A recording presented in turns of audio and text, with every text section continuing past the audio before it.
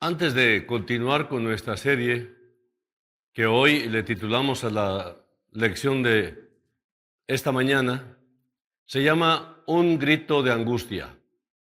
Un grito de angustia.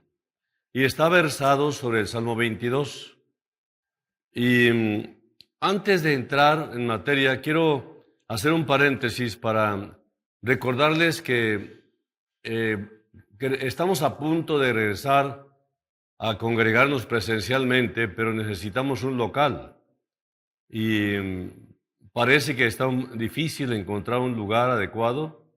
Y les pido por favor sus oraciones para que Dios nos dé esta bendición de encontrar un lugar digno para nuestra congregación. Yo había planeado que después de Semana Santa pudiésemos regresar, pero depende ahora de encontrar el lugar. Si tiene algún local, un lugar o alguna recomendación que nos puedan hacer, por favor les encargo, porque sí es importante que tengamos un buen lugar con estacionamiento y todo.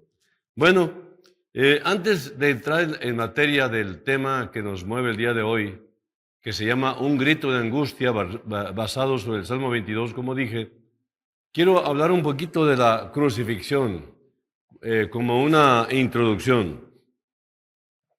Y yo podría decir que como una repetición, porque ya lo hemos estado compartiendo desde hace muchos años. Primeramente, vamos a determinar cuál fue el día de la semana en que fue crucificado el Señor Jesús. ¿Cuál fue el día? Y encontramos Mateo 28:1, Lucas 24:1, Juan 20:1. Y cuando las mujeres fueron a la tumba, el domingo por la madrugada, encontraron que Jesús ya había resucitado. Ya no estaba en la tumba. Por lo tanto, el domingo ya no estaba sepultado. Nos quedan 2 días. O sea que el domingo, como se le denomina tradicionalmente domingo de resurrección, bueno, aquí se destruye la tradición con lo que estamos diciendo. Si Jesús estuvo ya afuera de la tumba el primer día de la semana, que nosotros lo conocemos como el domingo, entonces Jesús verdaderamente no murió el viernes, porque tendríamos que hacer cuentas. Miren, antes de su muerte, los fariseos se habían dirigido a Jesús pidiéndole que hiciera un milagro que comprobara que Él era el Hijo de Dios. Jesús, en lugar de hacer un milagro, los condujo a la palabra de Dios, a la señal del profeta Jonás, señalando que así como Jonás estuvo en el vientre del gran pez 3 días y 3 noches, así estaría Jesús en el corazón de la tierra 3 días y 3 noches. Ahora, si contamos 3 días y 3 noches del domingo hacia atrás, sin contar el domingo, llegamos a la conclusión de que Jesús fue crucificado precisamente el miércoles. Entonces, si ustedes hacen cuentas, se van a dar cuenta que tanto en el horario judío como en el horario gentil coincide exactamente el miércoles. Entonces, en aquellos días, déjenme desmenuzar un poquito esto, había 2 maneras de medir los días, o sea, el tiempo. La forma judía y la forma gentil. El día gentil comenzaba a las 0 horas de la medianoche y terminaba a las 12 de la noche, igual que ahora, ¿verdad? O sea, de la medianoche a la otra medianoche ya se cumplían las 24 horas, un día, o una noche completa con todo y día. El día judío comenzaba con la puesta del sol, o sea, en la tarde, y terminaba al otro día al ponerse el sol. Los días judíos variaban en duración según las estaciones. Así, el sábado para los judíos comenzaba al ponerse el sol la tarde del viernes y terminaba al ponerse el sol la tarde del sábado. Jesús pudo haber resucitado a cualquier hora después de las 12 de la noche de los judíos, ese día, podríamos decir que se cuenta haciendo a la inversa los números. Entonces, esto sería imposible de cumplir si hubiera sido crucificado el viernes. Pero Jesús realmente no murió el viernes porque ya no podemos contar ni con el viernes, porque el viernes murió a la media tarde, o sea, a las 3, a la hora nona. A las 3 de la tarde Jesús murió, según la tradición, el viernes, ¿verdad? Y fue sepultado a más tardar antes de que se pusiera el sol para empezar el día o la noche del día siguiente. Entonces, ni el viernes ni el domingo se podía contar y nos quedaría nada más el puro sábado. Así que en la semana que Jesús fue crucificado, se celebraba la Pascua de los judíos.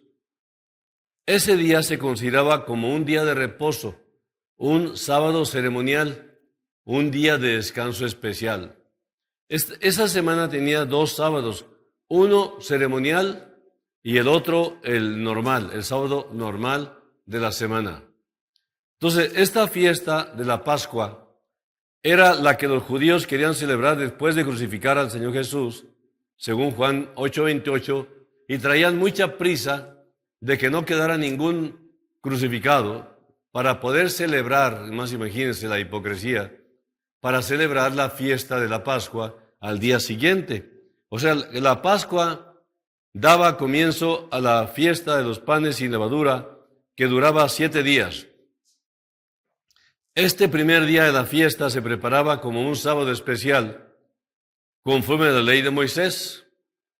Acuérdense que la Pascua comenzó en Éxodo 12. Este día fue jueves en esa semana, o sea, el jueves fue Pascua, el miércoles fue la crucifixión, el jueves fue día sábado, día especial de reposo, porque empezaba la ceremonia de la fiesta de la Pascua. De ahí que tuvieran tanta prisa por sepultar a los cuerpos de los que estaban crucificados. Fue por esto que los fariseos fueron a Pilato para solicitar que les quebraran las piernas a los crucificados porque no se morían todavía. Juan 19:31. Después seguía un sábado normal, y esta fue la razón por la que las 2 Marías no fueron al sepulcro, sino hasta el domingo, en la mañana, porque estaba prohibido por la ley. Mateo 28:1 dice literalmente, sábados en plural. Jesús murió el miércoles a las 3 de la tarde y resucitó 3 días después, conforme a la señal de Jonás, 3 días de 24 horas o 3 días y 3 noches según el horario judío. 1 Corintios 15, del 1 al 3. Ahora, Jesucristo ya en la cruz. Los Salmos 22, 23 y 24 forman una trilogía. El Salmo 22 nos habla de la crucifixión del Mesías. El Salmo 23 nos presenta al Mesías como el pastor de las ovejas. Y el Salmo 24 nos presenta al Mesías como el Rey de Gloria. Antes de que Jesús llegara a la cruz, se nos describe cómo era su condición. Isaías 52:14. Tenía su cara destrozada, con la nariz rota y la barba arrancada. Fue golpeado tan terriblemente que cuando lo miraban volvían el rostro por su aspecto tan terrible. Durante ese tiempo de tortura física, Jesús no dijo nada, cumpliendo la profecía de Isaías 53:7. El intenso dolor no lo hizo gritar. Isaías 53:11 nos dice lo que Jesús tenía en mente en esos terribles momentos. Él pensaba en tu salvación, tenía que pagar, porque tú no podías pagar. Nos tenía en mente a ti y a mí. Fue por nosotros por lo que soportó todo ese tormento. 1 Timoteo 1:15. Las torturas habían sido tremendas, pero el dolor no lo hizo quejarse. Su clamor de agonía comenzó cuando nuestros pecados fueron derramados sobre él. Este momento está descrito en el Salmo 22, Y aquí es donde entramos al tema de que se llama un grito de angustia, que está dentro del tema de la crucifixión. Entonces, el versículo 1 dice, Dios mío, ¿por qué me has desamparado? ¿Por qué estás tan lejos de mi salvación y de las palabras de mi clamor? El Salmo 22, 1. Mientras torturas no lo hicieron quejarse, ni cuando lo escupieron, ni cuando le rasgaron la espalda a latigazos, ni cuando se le descoyuntaron las articulaciones al ser colgado en la cruz. Ahora en la oscuridad Jesús grita, Dios mío, Dios mío. ¿Sabes a quién se dirigía en ese momento? ¿Y por qué dijo 2 veces Dios mío en lugar de 3? Al Padre y al Espíritu Santo le estaba diciendo, ¿por qué me has desamparado? El Hijo quedó fuera de la Trinidad por esos breves horas. Esto sucedió entre las 12 y las 13 horas, cuando había tinieblas. ¿Se imaginan? Tinieblas en el mediodía. Este grito de Jesús tuvo repercusiones eternas. En ese momento, el Hijo de Dios fue hecho pecado por nosotros, no un pecador. Según de Corintios 5:21, nos dice, al que no conoció pecado, por nosotros lo hizo pecado, para que nosotros fuésemos hechos justicia de Dios en él.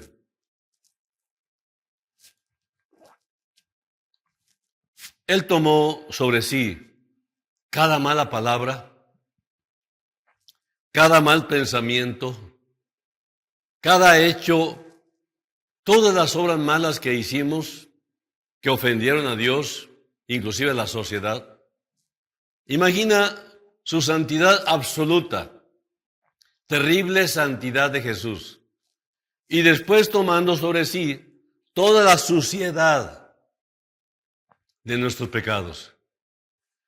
Sobre sí. Y esto a él le produjo un tremendo dolor que nuestras palabras no pueden expresar.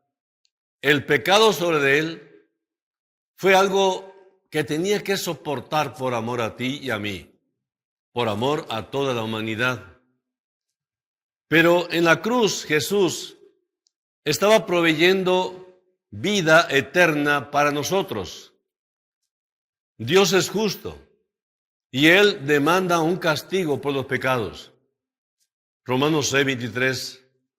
En la cruz después quedó Jesús separado de Dios Padre y del Espíritu Santo. Por eso ya no pudo decir Padre, sino Dios. Y esto fue al mediodía, la hora más brillante, la hora más soleada, se convirtió en tinieblas, porque Dios estaba entrando en juicio sobre su propio Hijo. La ira de Dios estaba siendo derramada sobre él. La ira justa del Señor que obraba contra nosotros estaba dirigida al sustituto, estaba dirigida al que se puso en nuestro lugar, el justo por los injustos.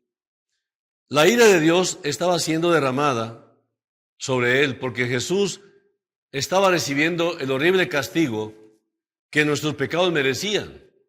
Fue tan terrible el castigo que el Hijo de Dios recibió que el Padre mandó tinieblas para ocultar esta terrible escena. Yo creo que la palabra no nos da los detalles de cómo estaban las cosas con Jesús, porque yo creo que no lo soportaríamos. Jesús es Dios, por eso Él pudo pagar. Se tomó forma humana para identificarse con los humanos que vino a rescatar. Pero para rescatarlos tenía que pagar el precio de la justicia de Dios por cada uno de nosotros, que no podríamos pagar jamás ni con nuestra vida para tener eterna redención. Durante esas 3 horas, una eternidad por cada uno de nosotros, el Señor pudo pagar. Él sufrió literalmente un infierno, porque su capacidad para sufrir era infinita. por cada uno de nosotros, por ti y por mí, pagó una eternidad infernal, lo que nos correspondía. Jesús murió espiritualmente y esta muerte espiritual fue la que lo hizo gritar. Este sufrimiento fue escrito en el Salmo 22. Después del primer grito, Jesús dio otro grito que posiblemente no fue escuchado por la gente. El versículo 2 dice del Salmo 22, Dios mío, clamo de día y no respondes, y de noche y no hay para mí reposo. Esto fue dicho mientras había luz en el Gólgota. Jesús dijo, clamo de día y no responde. ¿Sabes por qué Dios ya no le respondía? Sus oraciones no podían ser escuchadas cuando estaba en la cruz. ¿Pero por qué? Porque Él estaba tomando nuestro lugar en la cruz. Absorbió nuestro pecado que nos separa de Dios.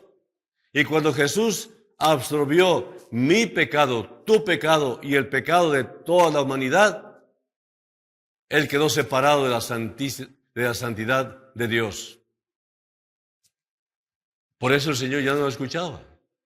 En 2 Corintios 5:21 dice, al que no conoció pecado, por nosotros lo hizo pecado, para que nosotros fuésemos hechos justicia de Dios en él, como ya lo leímos. Ahora, todo lo que Jesús padeció se debió a que nos sustituyó en ese terrible juicio, ya que nosotros no podemos jamás justificarnos, nunca lo podríamos hacer, delante del Dios justo. Jesús fue hecho pecado, aunque nunca pecador. Lo hizo solo por amor, porque sabía que para la humanidad pecadora no había remedio. Todos pecaron, todos están destituidos de la gloria de Dios. Y cuando dice todos es una expresión absoluta que involucra a todo ser humano desde Adán hasta el último que viva, incluyendo los personajes de la Biblia. Repito, toda la raza humana está bajo la condenación, muerta espiritualmente. Y Jesús tomó nuestro lugar en la muerte espiritual para traernos a Dios. En el Salmo 22:3 dice, pero tú eres santo, tú que habitas entre las alabanzas de Israel. Esta es la razón de no haber sido escuchado. El Padre y el Espíritu Santo son la santidad absoluta y no podía tener comunión con Jesucristo mientras Él fue hecho pecado por nosotros. Y repito, no fue hecho pecador, sino pecado. En el Salmo 22:4 dice, en ti esperaron nuestros padres, esperaron y tú los libraste.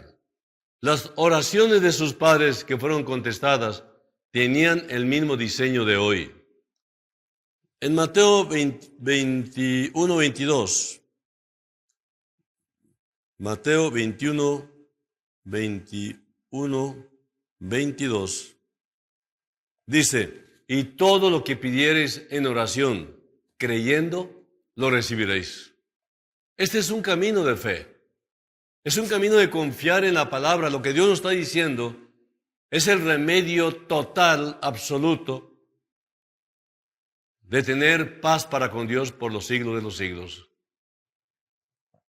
El versículo 5 del Salmo 22 dice, clamaron a ti y fueron librados, confiaron en ti y no fueron avergonzados. No importa cuánto oró Jesús en este tiempo, sus oraciones no pudieron ser contestadas. Y luego en el versículo 6 dice, mas yo soy gusano y no hombre, oprobio de los hombres y despreciado del pueblo. Yo soy gusano y no hombre. Qué tremendas palabras del Señor. La palabra usada para describir gusano es una palabra rara, pues nos habla de un tipo especial de gusano. Estos gusanos eran puestos en un lugar donde eran aplastados para sacar su sangre, que luego era usada para hacer la más hermosa tinta roja del mundo antiguo. Era rojo brillante y con ella se teñían las túnicas de los reyes. Jesús fue molido mientras estaba colgado en la cruz, derramando su sangre para que pudiéramos vestir esa túnica real, ese nuevo ropaje. Los creyentes en Cristo tienen la justicia verdadera que Dios demanda, acreditándola totalmente a tu cuenta en el momento de la salvación. Debemos meditar en qué situación nos dejó Jesús. ¿Saben?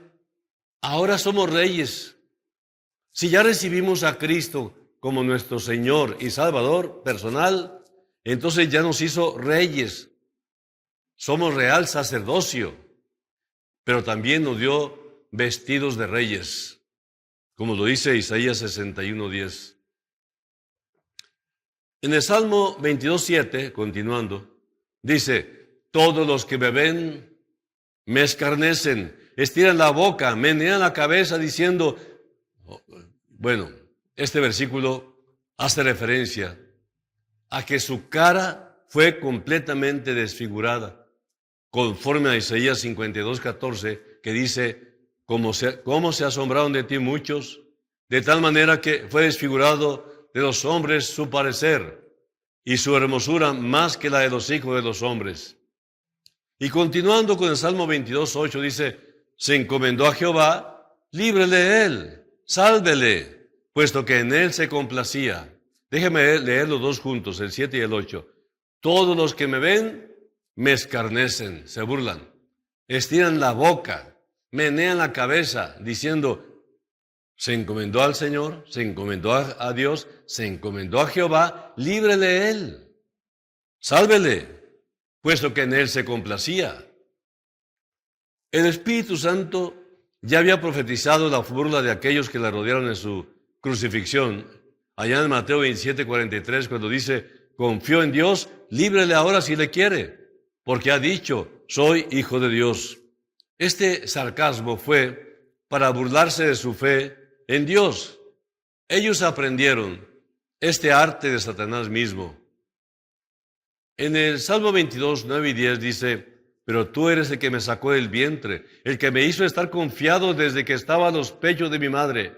Sobre ti fui echado desde antes de nacer, desde el vientre de mi madre, tú eres mi Dios. El que cuidó todos los detalles de su nacimiento, no lo abandonaría en su batalla contra el diablo. La fe siempre encuentra en qué apoyarse. Como dice Isaías 63:7, de las misericordias de Jehová haré memoria, de las alabanzas de Jehová conforme a todo lo que Jehová nos ha dado, y de la grandeza de sus beneficios hacia la casa de Israel, que les ha hecho según sus misericordias y según la multitud de sus piedades. Ahora, continuando, Salmo 22:11. No te alejes de mí, porque la angustia está cerca, porque no hay quien ayude. Aquí vemos a Jesús desamparado de sus amigos. Quedó solo. El día de la victoria sobre el diablo en la cruz, estuvo solo. Dice Colosenses 2:15, y despojando a los principados y a las potestades, los exhibió públicamente, triunfando sobre ellos en la cruz. Y él solo pisará el lagar de Dios, dice la palabra.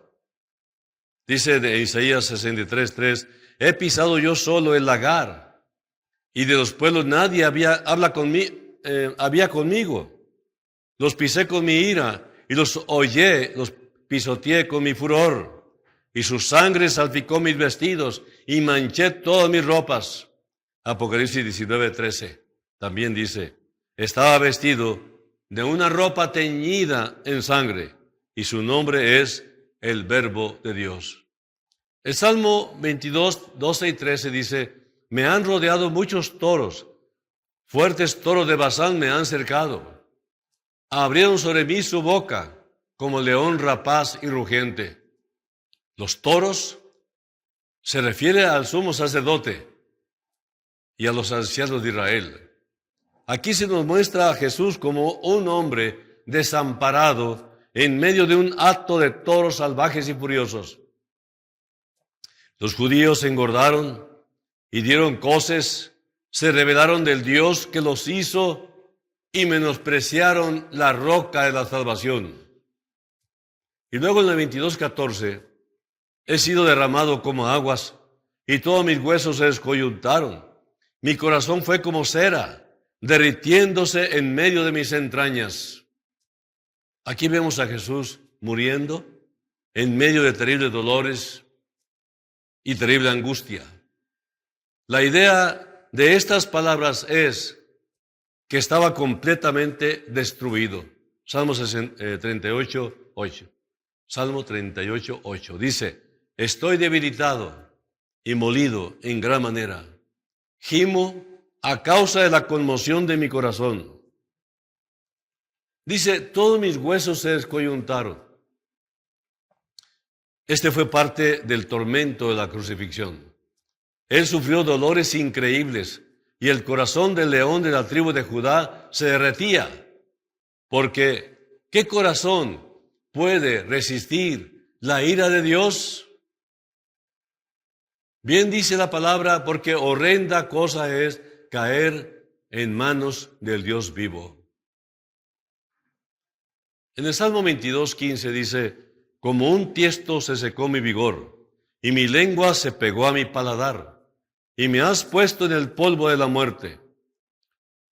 Estos son los últimos momentos de su agonía, con sus huesos descoyuntados, con dificultad para respirar, sin fuerza y con el corazón afectado. Esto le provocó una gran sed.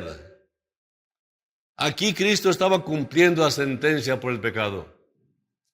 Qué imagen tan diferente es la que nos presenta este salmo, de la que nos muestran las imágenes de los crucifijos con una actitud plácida, pacífica, casi sin dolor, según la tradición. El Salmo 22:16 dice, porque perros me han rodeado, me han cercado cuadrilla de malignos, horadaron mis manos y mis pies. Este versículo se refiere a los gentiles que lo rodeaban y a los soldados que le clavaban los clavos. Marcos 7:27 dice, pero Jesús le dijo, deja primero que se sacien los hijos, porque no está bien tomar el pan de los hijos y echarlo a los perrillos. Y se refiere a los gentiles, a los no judíos.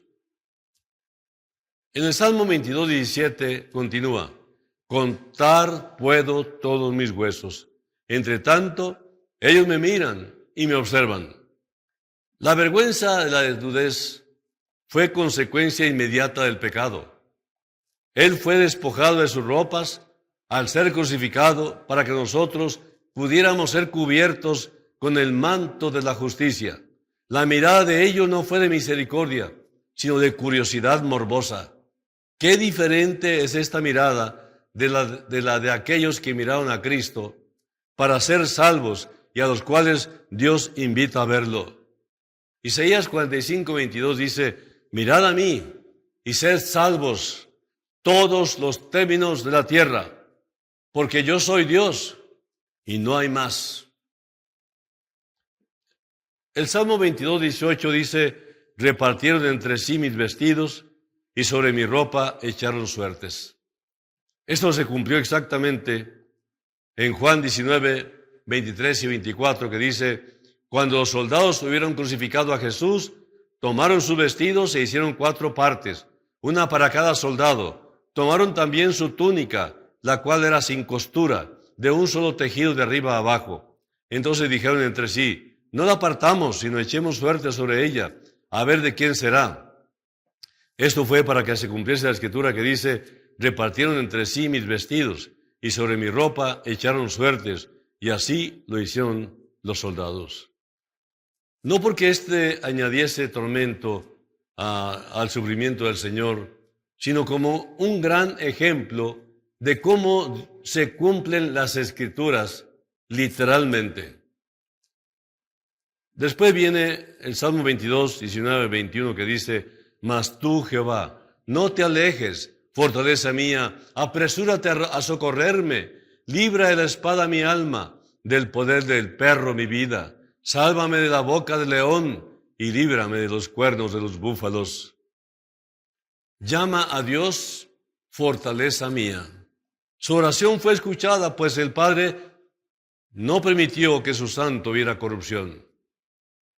En Hechos 2:27 dice: porque no dejarás mi alma en el Hades, ni permitirás que tu santo vea corrupción. Y lo levantó de los muertos, el cual fue un milagro mayor que haberlo salvado de la crucifixión. Por esta razón, la resurrección fue la corona de su obra.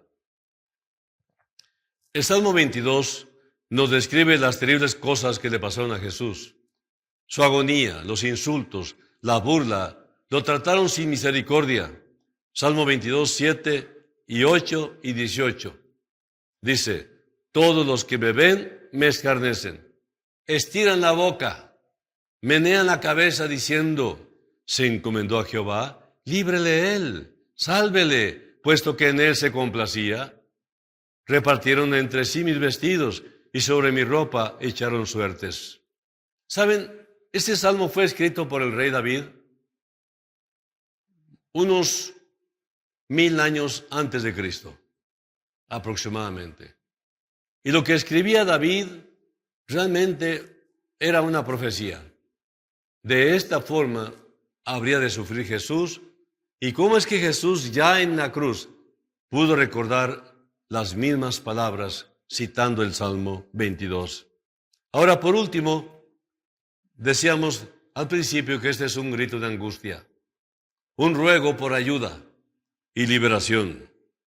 Dice el Salmo 22, 19, 21, que es la parte final que estudiamos: mas tú, Jehová, no te alejes, fortaleza mía, apresúrate a socorrerme, libra de la espada mi alma, del poder del perro mi vida, sálvame de la boca del león y líbrame de los cuernos de los búfalos. Libra de la espada mi alma. La ira de Dios fue la espada que se vengó de todos los hombres. Fue la espada de fuego que se revoloteaba afuera del paraíso para mantenerlos fuera a los hombres por haber pecado. ¿Cuál es la respuesta entonces, para terminar, para el desamparado? Para el que está en angustia. Dice: respóndeme. Esta palabra respóndeme me gusta, porque lo habla con confianza. Respóndeme. Anunciaré tu nombre a mis hermanos. En medio de la congregación te alabaré. Los que teméis a Jehová, alabadle, glorificadle, descendencia toda de Jacob, y temedle vosotros, descendencia toda de Israel. Es de 21 al 23 del Salmo 22. Y empieza este versículo diciendo: respóndeme. Después de derramar su alma en agonía, ahora el desamparado tiene un sentido glorioso de que Dios le ha respondido. La crisis se hizo soportable al saber que Dios no se aparta de su sufrimiento ni guarda silencio en él. La respuesta de Dios al desamparado significó instantáneamente que ya no se sentía desamparado. Quizás estás pasando por una severa crisis. La liberación de la crisis misma puede estar aún por llegar, pero aún no ha llegado. Y sientes como que Dios no está haciendo nada. Te sientes desamparado y clamas: respóndeme, respóndeme, Padre, respóndeme, mi Señor. Sin embargo, Dios no te ha desamparado y te está respondiendo. Y esa sensación de abandono debió desaparecer en el instante en que, sin ver todavía resultados, estás completamente seguro. Tú creíste que Dios no te ha olvidado, porque por fe, y aunque no se vea nada de momento, a su tiempo Dios responderá a tu confiada petición, porque Dios no es deudor de nadie. Él promete, Él responde, Él cumple. Y si te prometió paz a través de la Escritura, por medio de la fe, entonces prepárate para recibirlo. Hay un inmenso alivio, gozo y también paz en las palabras respóndeme. Es fácil ver estas palabras cumplidas en la experiencia de David, pero fueron perfectamente completadas en Jesucristo, el Señor de señores, el Rey de reyes. Esta fue también la resolución por la que otro desamparado, Job, luchó tan arduamente, incluso sin una liberación inmediata de las dificultades. Hay un inmenso consuelo en saber que Dios está allí y que no guarda silencio en medio de nuestras crisis. Sabiendo que Jesús cumplió este salmo profético, es justo preguntarse cuándo pudo hablar o vivir el cumplimiento de estas palabras. Respóndeme.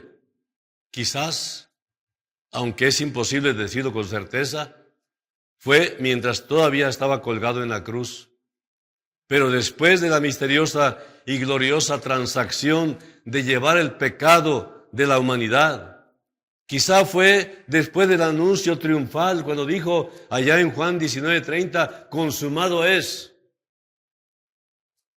Y aún antes o durante las caídas, las palabras más contundentes.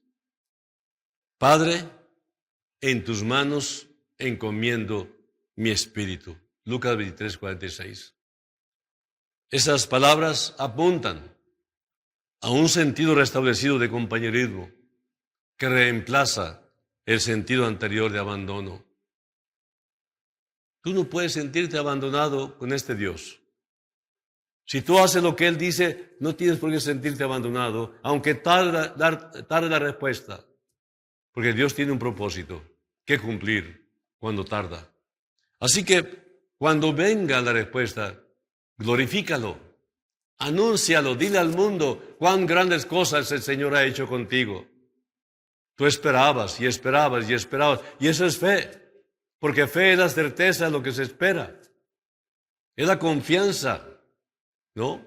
Y tú dices, Señor, verdaderamente, yo he creído, tengo la certeza, tengo la fe, tengo la confianza de que lo que te estoy pidiendo lo tendré tarde o temprano.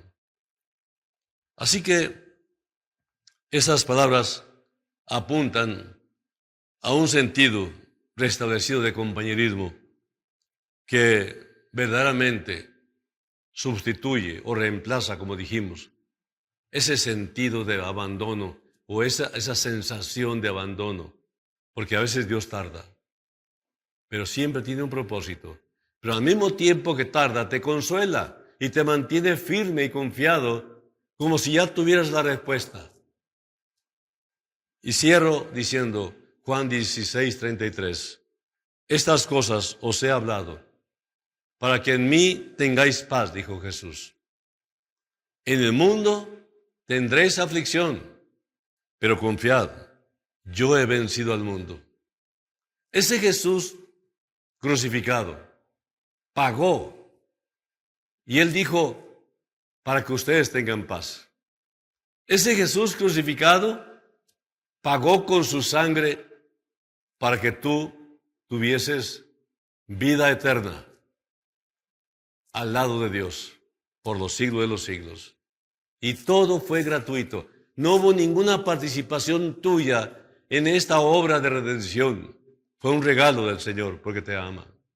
Así que Jesús dijo, en el mundo tendréis aflicción. ¿Por qué? Porque yo lo experimenté, dice el Señor. Yo experimenté esa aflicción y te comprendo perfectamente lo que estás pasando. Pero dice el Señor, confía, porque yo he vencido al mundo. Y si yo estoy dentro de tu corazón por la fe que me recibiste, entonces tú estás completo. Tienes al Padre, tienes al Hijo y tienes al Espíritu Santo. ¿Por qué? Porque me tienes a mí, dice el Señor. Y en Jesús está completa la deidad. Entonces no te falta nada. Pues bien dice el Salmo 23, nada me faltará. Y créeme, los que tenemos años en esta fe, podemos decir con toda certeza, nunca nos ha faltado nada. Hemos tenido aflicción, hemos tenido cierta persecución, hemos tenido cierto desprecio. Sí, pero Jesús dijo, confía. ¿Y sabes por qué?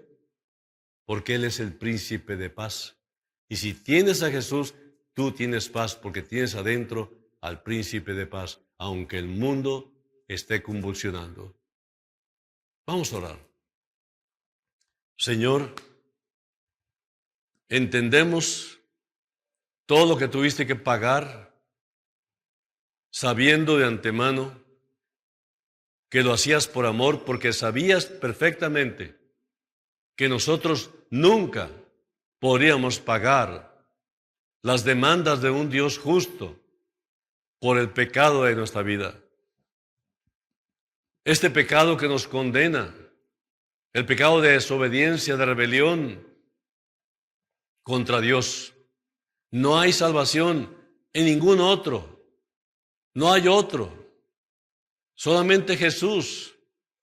Y todos los demás que son salvos siempre fueron por Jesús. Tanto Pedro, Juan, María, José, Pablo mismo, Esteban. Todos estos siervos del Señor fueron salvos por el único Salvador, que es Jesús.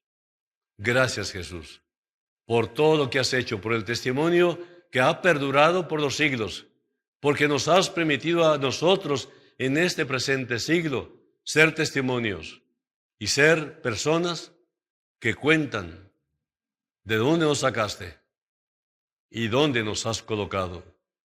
Nos sacaste de la oscuridad y nos has puesto en la luz admirable del Señor para anunciar tus virtudes al mundo, que está esperando una oportunidad también para ser salvos. Hay mucha gente dura, Señor, lo entendemos, gente incrédula y cerrada, pero su conciencia los delata y les acusa, diciendo, no hay paz para el impío, no hay paz para los pecadores. Bendito Dios, te pido que todos los que escuchan este mensaje, los que están en este momento atentos a este final, concluyan rindiéndose totalmente a Jesús, que se entreguen sin poner ninguna condición, porque les conviene. Sabemos de antemano que todos los recursos humanos están fallando. No hay forma de detener la debacle, lo que viene, que será terrible. La única manera es entregándonos a Cristo Jesús. Te pido, Señor, tu bendición para que todo aquel que resiste tanto para entregarse, lo haga de una vez por todas. En el nombre de Jesús. Amén. Gracias y nos vemos la próxima, con el favor de Dios.